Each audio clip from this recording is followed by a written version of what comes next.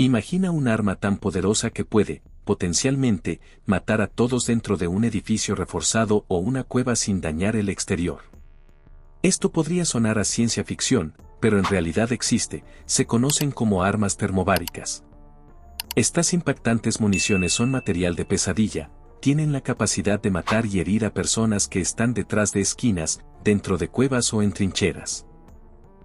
Las armas son indiscriminadas en su reino del terror, y si eso ya te parecía lo suficientemente malo, espera a oír hablar de una bomba termobárica más poderosa que el arma nuclear estadounidense más fuerte.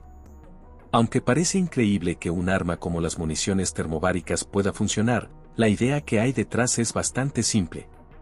Cuando una bomba normal explota, su poder explosivo está limitado por varios factores, como el peso, el tipo de explosivo y la distancia al objetivo. La energía de una bomba convencional proviene de los distintos químicos utilizados para fabricar los explosivos dentro de la cabeza de guerra. Y aunque hay miles de formas, a nivel molecular, de fabricar explosivos, hay un elemento común entre todos ellos: el oxígeno. El oxígeno es necesario para alimentar la explosión y normalmente se incorpora al explosivo durante el proceso de fabricación. Pero las armas termobáricas dan la vuelta por completo a este concepto. Ya sea que oigas los términos armas termobáricas, bombas de vacío o explosivos de combustible aire, todos significan lo mismo. Para que un proyectil sea un arma termobárica, tiene que generar una explosión en dos fases. La primera explosión se utiliza para dispersar un combustible altamente inflamable por una zona determinada. Y no es el tipo de combustible que le pondrías a tu coche. El combustible de las armas termobáricas se parece más al combustible sólido utilizado en cohetes de largo alcance. Una vez que este combustible se atomiza en la explosión inicial, se vuelve altamente combustible al mezclarse con el oxígeno. Como resultado de usar todo el oxígeno del área circundante para alimentar la explosión, más oxígeno desde más lejos es aspirado hacia la zona de explosión, creando así una diferencia de presión masiva. La onda de choque resultante, con su capacidad de sortear todo tipo de cobertura y ocultamiento pasando por encima y a través de puertas, pasillos, túneles y trincheras, crea el mortal vacío, y de ahí que estas armas sean conocidas informalmente como bombas de vacío. Dado que la onda de choque de las armas termobáricas puede causar carnicería indiscriminada tanto en militares como en civiles, y como no hay forma de controlarla una vez lanzada, se trata de un arma sumamente polémica que algunos dicen debería prohibirse en el campo de batalla. ¿Pero cuántos países tienen este tipo de armas y con qué frecuencia se emplean en combate?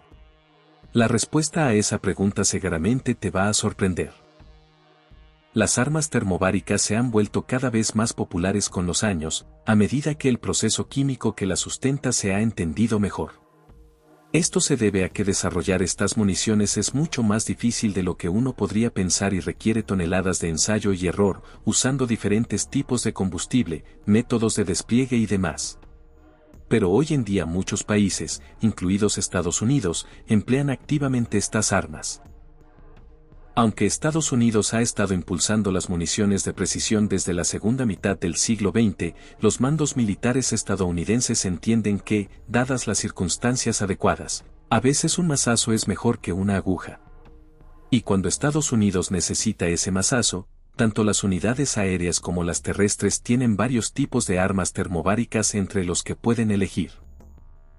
Mientras que la Marina y el Cuerpo de Marines han desarrollado cabezas de guerra termobáricas para sistemas de armas ya existentes, en los misiles Elfire y en sistemas de armas multipropósito lanzados desde el hombro, respectivamente, solo ha habido un arma termobárica diseñada específicamente desde la Guerra del Golfo, la llamada bomba BLU-118.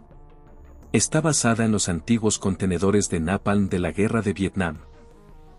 Estas municiones reutilizadas cobraron vida después de que comenzara la guerra contra el terrorismo, cuando surgió la necesidad de destruir refugios terroristas en cuevas profundas.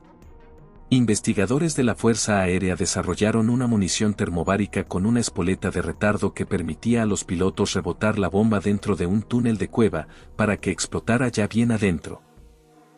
Las pruebas iniciales en Nevada demostraron lo poderosa que podía ser esta arma, y tuvo su debut en combate en 2002, cuando F-15 de la Fuerza Aérea de Estados Unidos destruyeron un complejo de cuevas de Al-Qaeda en Afganistán. Aunque Estados Unidos posee una variedad de municiones termobáricas, lo hace en cantidades muy limitadas y las usa solo cuando es absolutamente necesario. De hecho, el empleo de este tipo de municiones en el campo de batalla suele requerir los niveles más altos de autorización para asegurarse de que no se hiera a civiles. Ese no es el caso de Rusia. Desde la ocupación soviética de Afganistán, los rusos han abrazado alegremente las armas termobáricas como un pilar de sus fuerzas armadas. Empezando por la que inició todo, el TOS-1. El TOS-1 está construido sobre un chasis de T-72 y dispara cabezas de guerra termobáricas con un alcance efectivo de varios kilómetros. Su aspecto característico, un lanzador de 24 cohetes montado sobre el chasis, lo delata a simple vista. En total se han construido unos 50 de estos vehículos para Rusia, y varios países han recibido modelos de exportación, incluidos Irak, Siria, Azerbaiyán y Argelia. Sin embargo, al ejército ruso le encantan sus vehículos TOS y creó un sistema portátil llamado Arpio-Shmal, o abejorro. Creado aproximadamente en la misma época que el TOS-1, el Shmel es un sistema portátil disparado desde el hombro, con un cohete diseñado para tener el mismo efecto explosivo que un proyectil de artillería de 155 milímetros, con un alcance medio de varios cientos de metros. Este sistema desechable se ha convertido en un elemento básico de la potencia de fuego de pequeñas unidades en el ejército ruso. De hecho, ha tenido un uso prolífico en Afganistán, en ambas guerras de Chechenia, en Georgia y en la guerra de Ucrania desde 2014. Los rusos han desarrollado una amplia variedad de bombas termobáricas lanzadas desde el aire, y una de las más prolíficas se conoce como ODAB-500. En servicio al menos desde la década de 1990, el ODAB-500 se ha usado ampliamente durante las guerras de Chechenia y en Ucrania. Es el arma preferida de Rusia para aterrorizar a civiles, y los aviones rusos realizan habitualmente ataques contra civiles ucranianos usando esta arma, debido a su capacidad para penetrar refugios antiaéreos. Por suerte para Ucrania, su ejército también tiene una forma de usar sus propias armas termobáricas, conocidas como granadas RGT-27S. Estas granadas de mano termobáricas tienen una historia poco conocida. Sin embargo, se sabe que Ucrania las ha estado utilizando lanzándolas desde drones sobre vehículos blindados rusos, con efectos devastadores. Pero ¿cómo se desarrolló la tecnología termobárica, pasando de enormes misiles de alcance limitado a algo que puede caber en la palma de la mano de un soldado?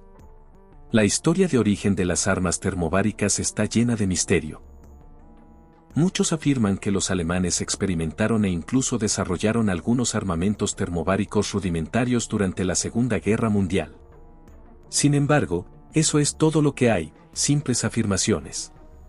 Más allá de unas pocas fotos de equipos desconocidos y algunos testimonios de segunda mano, hay pocas pruebas físicas y pocas fuentes primarias que sugieran que los alemanes produjeran un prototipo funcional, y mucho menos un sistema termobárico operativo.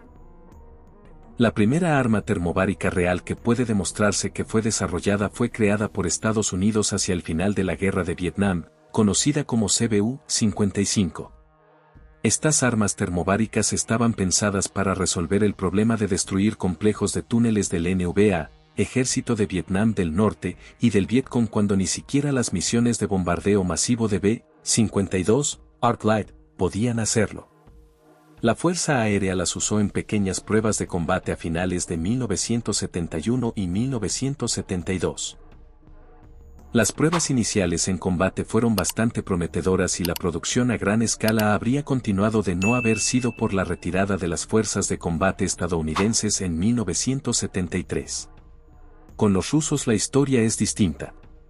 La Unión Soviética desarrolló armas termobáricas de forma independiente unos 7 años después de que lo hiciera Estados Unidos. Para 1987, se había reportado el primer uso del TOS-1 en Afganistán, y el Shmel también entró en servicio alrededor de esa época. Tras el exitoso uso de estas armas en Afganistán, la URSS y luego Rusia comenzaron a desarrollar más y más tipos de armas termobáricas que cualquier otro país. Hicieron esto para compensar la falta de infantería profesional bien entrenada y motivada en las Fuerzas Armadas rusas.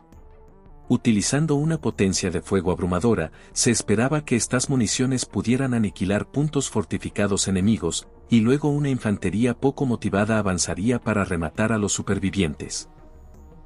Esta fue la estrategia que los rusos adoptaron en Chechenia, pero no han podido replicarla en Ucrania debido a que los aviones rusos temen ser derribados cerca de las formaciones enemigas, y a que los ucranianos tienen tecnologías superiores de contrabatería que convierten disparar un sistema TOS en casi una sentencia de muerte instantánea.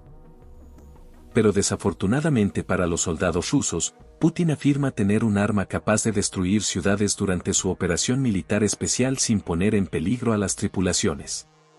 Conocida como el padre de todas las bombas, en una especie de burla a la muy real y probada en combate madre de todas las bombas estadounidense, el padre de todas las bombas es un arma termobárica experimental de la que Putin y sus secuaces aseguran que tiene un rendimiento de 44 toneladas. Un rendimiento tan enorme sería 4 veces mayor que el de la madre de todas las bombas estadounidense y comparable con las armas nucleares tácticas de gama alta. El único problema es que todo es mentira. Las grabaciones de aquella época muestran una impresionante bola de fuego y un artefacto explosivo siendo lanzado desde un bombardero pesado Tu-160. Estos elementos recuerdan a las pruebas de la famosa bomba Tsar, donde el bombardero fue modificado a fondo y se retiraron las puertas de la bodega de bombas. Sin embargo, los rusos afirmaron que, gracias al uso de nanotecnología y otra ciencia secreta, el padre de todas las bombas produce una onda de calor y presión 2 veces mayor que la versión estadounidense, con solo la mitad del peso. Por supuesto, no ha habido más pruebas conocidas de esta arma y, dada la necesidad que tiene Rusia de mejores armas en Ucrania, si existiera o realmente funcionara, casi con total seguridad ya se habría utilizado en el campo de batalla a estas alturas. Cuéntanos qué opinas en los comentarios y no olvides suscribirte al canal. Hasta pronto.